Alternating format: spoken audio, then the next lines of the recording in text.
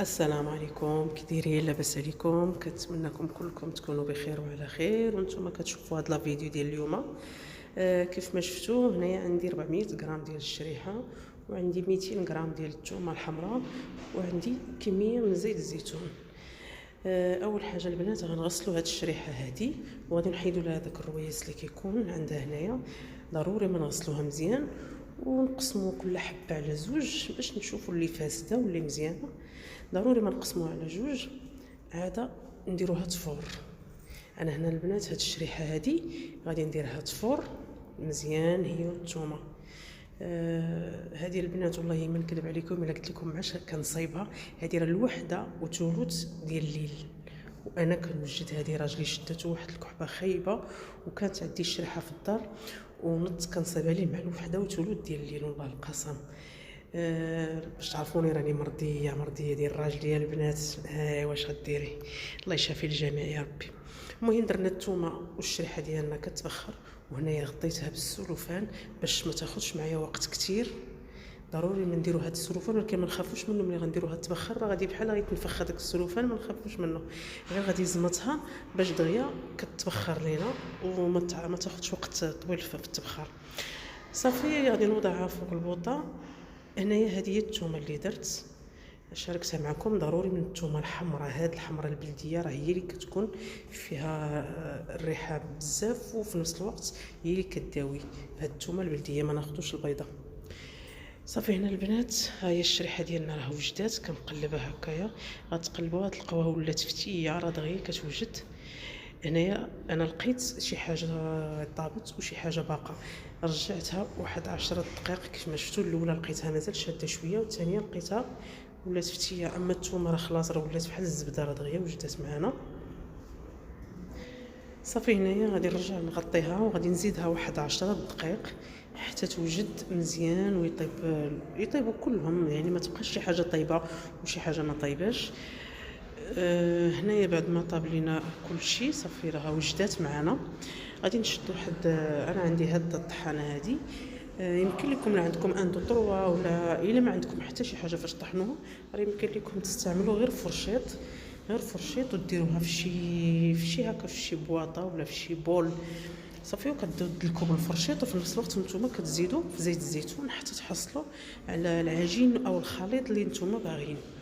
صافي انا غنضع هنا غير كميه قليله في هاد الخلاط هذا، راه حتى عندي غير صغير.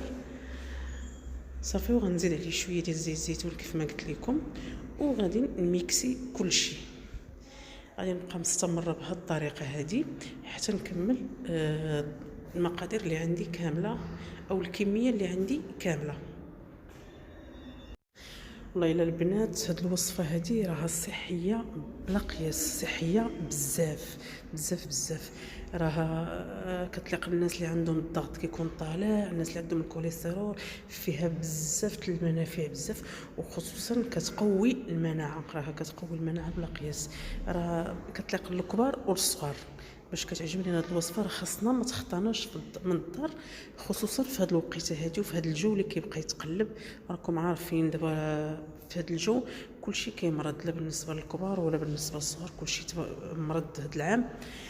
لهذا نديروا هاد الوصفه هادي ونديروها في واحد القريعه ونخزنوها في البلاكار ديالنا. راها كتبقى، راه ما كتفسد ما والو، غير نغطيوها بزيت الزيتون. انا هنا غناخذ هاد القرعه هادي اللي عقمتها من قبل. ضروري ما تعقموا هاد القرعه.